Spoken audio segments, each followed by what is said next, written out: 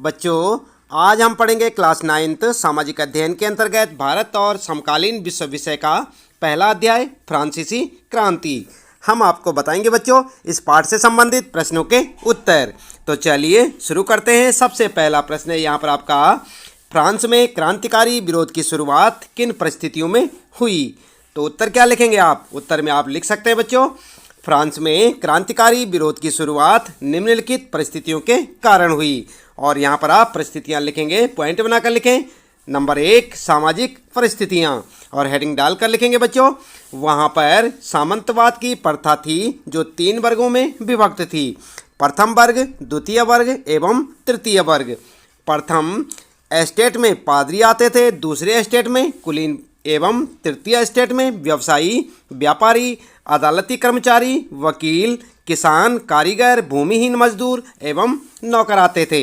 यह केवल तृतीय एस्टेट ही थी जो सभी कर देने को बाध्य थी। पादरी एवं कुलीन वर्ग के लोगों को सरकार को कर देने से छूट प्राप्त थी। सरकार को कर देने के साथ साथ किसानों को चर्च को भी कर देना पड़ता था। यह एक अन्यायपूर्ण स्थिति थी जिसने तृतीय स्टेट के सदस्यों में असंतोष की भावना को बढ़ावा दिया।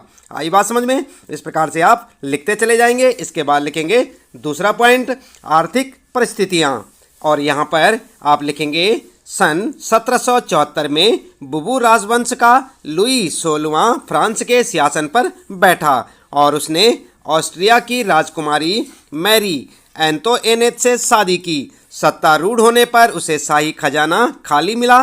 सेना का रखरखाव, दरबार का खर्च, सरकारी कार्यालयों या विश्वविद्यालयों को चलाने जैसे अपने नियमित खर्च निपटाने के लिए सरकार कर बढ़ाने पर बाध्य हो गई। कर बढ़ाने के प्रस्ताव को पारित करने के लिए फ्रांस के सम्राट लुई 16वें ने 5 मई 1789 को एस्टेट के जनरल की सभा बुलाई। प्रत्येक एस्टेट को सभा में एक वोट डालने की अनुमति दी गई। तृतीय स्टेट ने इस अन्यायपूर्ण प्रस्ताव का विरोध किया। उन्होंने सुझाव रखा कि प्रत्येक सदस्य का एक वोट होना चाहिए। सम्राट ने इस अपील को ठुकरा दिया तथा तृतीय स्टेट के प्रतिनिधि सदस्य विरोध स्वरूप सभा से वॉकआउट कर गए। आई बात समझ में? इसके बाद लिखेंगे तीसरा पॉइंट बच्चों, और यहाँ पर लिखेंगे फ्रांसीसी जनसंख्या में भारी बढ़ोतरी। हेडिंग डालकर लिखेंगे, फ्रांसीसी जनसंख्या में भारी बढ़ोतरी के कारण इस समय खाद्यान्न की मांग बहुत बढ़ गई थी। परिणाम स्वरूप पाव रोटी यानी कि अधिकतर के भोजन का जो मुख्य भाग था के भाव बढ़ गए। बढ़ती कीमतों व अपर्याप्त मजदूरी के कारण अधिकतर जनसंख्या जीविका के आधारभूत साधन भी वहन नहीं कर सकती थी। इससे जीविका संकट उत्पन्न हो गया तथा अमीर और गरीब के मध्य दूरी बढ़ गई। ठीक है, इस प्रकार से आप लिखते चले जाएंगे। अगला पॉइंट है बच्चों नंबर 4 पर, दार्शनिकों का योगदान, और हेडिंग डालकर लिखेंगे 18वीं सदी के दौरान मध्यम वर्ग शिक्षित एवं धनी बनकर उभरा। सामंतवादी समाज द्वारा प्रचारित विशेष अधिकार प्रणाली उनके हितों के विरुद्ध थी। शिक्षित होने के कारण इस वर्ग के सदस्यों की पहुंच फ्रांसीसी एवं अंग्रेज राजनीतिक एवं सामाजिक दार्शनिकों द्वारा सुझाए गए समानता एवं आज़ादी के विभिन्न विचारों तक ही थी। ये विचार सैलून एवं कॉफ़ी घरों में जनसाधारण के बीच चर्चा तथा वाद विवाद के फलस्वरूप तथा पुस्तकों एवं अखबारों के द्वारा लोकप्रिय हो गए। दार्शनिकों के विचारों ने महत्वपूर्ण भूमिका निभाई। John Locke, Jean Jacques Rousseau एवं मॉन्टेस्क्यू ने राजा के दैवीय सिद्धांत को नकार दिया। ठीक है, इसके बाद लिखेंगे अगला पॉइंट बच्चों, राजनीतिक कारण, और यहाँ पर लिखेंगे तृतीय स्टेट के प्रतिनिधियों ने मिराबियो एवं आवेसिये के नेतृत्व में स्वयं को राष्ट्रीय सभा घोषित कर दिया एवं शपथ ली कि जब तक वे सम्राट की शक्तियों को सीमित करने व अन्यायपूर्ण विशेष अधिकारों वाली सामंतवादी प्रथा को समाप्त करने वाला संविधान नहीं बनाएंगे तब तक सभा को भंग नहीं करेंगे। जिस समय राष्ट्रीय सभा संविधान का मसौदा बनाने में व्यस्त थी, उस दौरान सामंतों को विस्थापित करने के लिए बहुत से स्थानीय विद्रोह हुए। इसी बीच खाद्य संकट गहरा गया तथा जनसाधारण का गुस्सा गलियों में फूट पड़ा। 14 जुलाई को सम्राट ने सैन्य टुकड़ियों को पेरिस में प्रवेश करने के आदेश दिए। इसके प्रत्युत्तर में सैकड़ों क्रुद्ध पुरुष और महिलाओं ने स्वयं की सशस्त्र टुकड़ियां बना ली। ऐसे ही लोगों की एक सेना वास्तिल किले की जेल यानी कि सम्राट की निरंकुश शक्ति का जो प्रतीक माना जाता है उसमें जा घुसी और उसको नष्ट कर दिया। इस प्रकार फ्रांसीसी क्रांति का प्रारंभ हुआ। ठीक है, तो इसके बाद अगला पॉइंट लिखेंगे बच्चों सम्राट लुई के बारे में, और यहाँ पर लिखेंगे सम्राट लुई 16वें एवं उसकी रानी मैरी एंतोइनेट ने अपने विलासितापूर्ण जीवन एवं खर्चीले तौर तरीकों पर काफ़ी धन बर्बाद किया। उच्च पद आमतौर पर बेचे जाते थे, पूरा प्रशासन भ्रष्ट था और प्रत्येक विभाग के अपने ही कानून थे। किसी एक समान प्रणाली के अभाव में चारों ओर भ्रम का वातावरण था। लोग प्रशासन की इस दूषित प्रणाली से तंग आ चुके थे तथा इसे बदलना चाहते थे। ठीक है, तो इस प्रकार से आप लिख सकते हैं बच्चों। अपने पहले प्रश्न का उत्तर पॉइंट बनाकर लिखें, अच्छे से लिखें और उन्हें याद भी करें। इसके बाद फिर होता है शुरू आपका दूसरा प्रश्न है बच्चों। यहाँ पर फ्रांसीसी समाज के कौन से समूह को क्रांति से लाभ हुआ? कौन से समूह को शक्ति त्यागने पर बाध्य किया गया? समाज के कौन से वर्ग को क्रांति के परिणाम से निराशा हुई होगी? आई बात समझ में? ये आपका प्रश्न था। उत्तर लिख सकते हैं आप बच्चों। तृतीय स्टेट के धनी सदस्यों यानी कि मध्यम वर्ग को फ्रांसीसी क्रांति से सर्वाधिक लाभ हुआ। इन समूह में किसान, मजदूर, छोटे अधिकारीगण, वकील, अध्यापक, डॉक्टर एवं व्यवसायी शामिल थे। पहले इन्हें सभी कर अदा करने पड़ते थे। वह पादरियों एवं कुलीन लोगों द्वारा उन्हें हर कदम पर सदैव अपमानित किया जाता था, किंतु क्रांति के बाद उनके साथ समाज के उच्च वर्ग के समान व्यवहार किया जाने लगा। पादरियों एवं कुलीनों को शक्ति त्यागने पर बाध्य होना पड़ा तथा उनसे सभी विशेष अधिकार छीन लिए गए। समाज के अपेक्षाकृत निर्धन वर्गों तथा महिलाओं को क्रांति के परिणाम से निराशा हुई होगी, क्योंकि क्रांति के बाद समानता की प्रतिज्ञा पूर्ण रूप से फलीभूत नहीं हुई। ठीक है, इस प्रकार से आप लिख सकते हैं अपने दूसरे प्रश्न का उत्तर।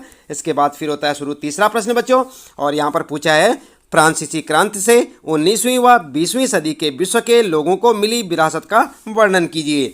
तो यहाँ पर आप वर्णन करेंगे बच्चों, किस प्रकार करेंगे? उत्तर में आप लिख सकते हैं फ्रांसीसी क्रांति से 19वीं व 20वीं सदी के विश्व के लोगों को मिली विरासत, और हेडिंग डाल देंगे। यहाँ पर हेडिंग डालकर लिखेंगे कै ख गए में। सबसे पहले लिखेंगे कै, फ्रांसीसी क्रांति मानव इतिहास की महत्वपूर्ण घटनाओं में से एक है। इसके बाद लिखेंगे अगला पॉइंट ख, यह पहला ऐसा राष्ट्रीय आंदोलन था जिसने आज़ादी, समानता और भाईचारे जैसे विचारों को अपनाया। 19वीं व 20वीं सदी के प्रत्येक देश के लोगों के लिए ये विचार आधारभूत सिद्धांत बन गए। अगला पॉइंट है गै वाला, इसने यूरोप के लगभग सभी देशों एवं दक्षिण अमेरिका में प्रत्येक क्रांतिकारी आंदोलन को प्रेरित किया। अगला है फिर घ, इसने यूरोप के विभिन्न स्थानों पर घटित सामाजिक एवं राजनीतिक बदलाव की शुरुआत की। इसके बाद अगला पॉइंट लिखेंगे बच्चों, इसने मनमाने तरीके से चल रहे शासन का अंत किया तथा यूरोप एवं विश्व के अन्य भागों में लोगों के गणतंत्र के विचार का विकास किया।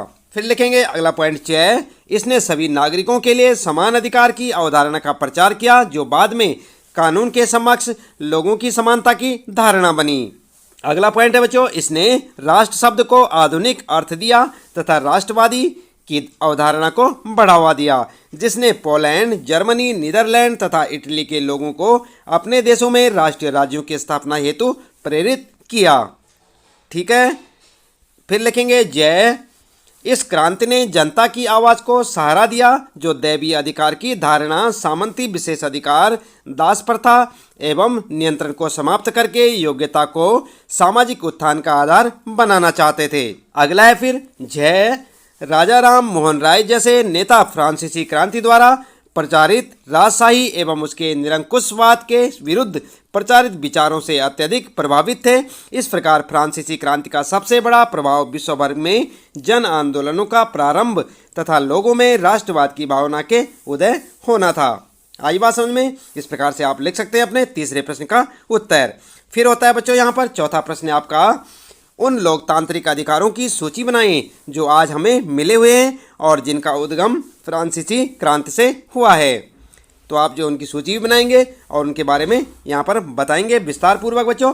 तो उत्तर में आप लिख सकते हैं वे लोकतांत्रिक अधिकार जिन्हें हम आज प्रयोग करते हैं तथा जिनका उद्गम फ्रांसीसी क्रांति से हुआ इस प्रकार हैं। और यहाँ पर जो है फिर पॉइंट बनाकर आपको लिखने पड़ेंगे बच्चों। क्या लिखेंगे?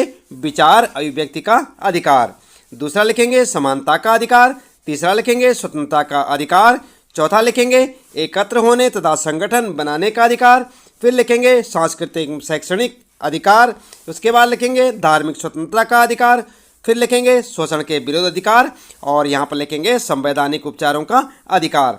तो ये सब आपको अपने उत्तर में लिखना होगा बच्चों। चौथा प्रश्न था, उसका उत्तर इस प्रकार से आप लिख सकते हैं।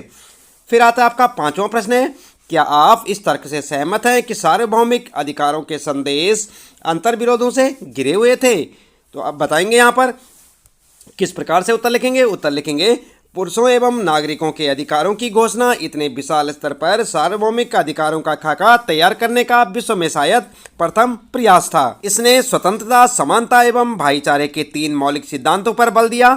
सभी लोकतांत्रिक देशों द्वारा ऐसे सिद्धांतों को अपनाया गया है, किंतु यह सत्य है कि सार्वभौमिक अधिकारों का संदेश विरोधाभासों से घिरा था। पुरुष एवं नागरिक अधिकार घोषणा पत्र में कई आदर्श संदिग्ध अर्थों से भरे पड़े थे। ठीक है, और किस प्रकार से भरे पड़े थे यहाँ पर आप पॉइंट बनाकर लिख सकते हैं। क्या लिखेंगे, घोषणा में कहा गया था कि कानून सामान्य इच्छा की अभिव्यक्ति है। सभी नागरिकों को व्यक्तिगत रूप से या अपने प्रतिनिधियों के माध्यम से इसके निर्माण में भाग लेने का अधिकार है। कानून के नज़र में सभी नागरिक समान हैं, किंतु जब फ्रांस एक संवैधानिक राजशाही बना तो लगभग 30 लाख नागरिक, जिनमें 25 वर्ष से कम आयु के पुरुष एवं महिलाएं शामिल थी, उन्हें बिल्कुल वोट ही नहीं डालने दिया गया। आई बात समझ में। इसके बाद लिखेंगे अगला पॉइंट, ख वाला, फ्रांस ने उपनिवेशों पर कब्जा करना व उनकी संख्या बढ़ाना जारी रखा। फिर लिखेंगे ग पॉइंट, फ्रांस में 19वीं सदी के पूर्वार्ध तक दास प्रथा जारी रही। ठीक है, तो इस प्रकार से आप लिखते चले जाएंगे अपने 5वें प्रश्न का उत्तर, साथ साथ याद भी करें बच्चों। फिर आता है छठा प्रश्न है बच्चों, नेपोलियन के उदय का आप कैसे वर्णन करेंगे? तो क्या लिखेंगे आप उत्तर में? उत्तर आप लिखेंगे, सन 1796 में निर्देशिका के पतन के तुरंत बाद नेपोलियन का उदय हुआ। निदेशकों का प्रायः विधानसभाओं से झगड़ा होता था, जो कि बाद में उन्हें बर्खास्त करने का प्रयास करती। निर्देशिका राजनीतिक रूप से अत्यधिक अस्थिर थी, अतः नेपोलियन सैन्य तानाशाह के रूप में सत्तारूढ़ हुआ। सन 1804 में नेपोलियन बोनापार्ट ने स्वयं को फ्रांस का सम्राट बना दिया। वह पड़ोसी यूरोपीय देशों पर विजय प्राप्त करने निकल पड़ा, राजवंशों को हटाया और साम्राज्यों को जन्म दिया, जिसमें उसने अपने परिवार के सदस्यों को आरूढ़ किया। उसने निजी संपत्ति की सुरक्षा जैसे कई कानून बनाए और दशमलव प्रणाली पर आधारित नापतोल की एक समान पद्धति शुरू की। अंततः 1815 ईस्वी में वाटरलू में उसकी हार हुई। आई बात समझ में। ये था नेपोलियन के बारे में।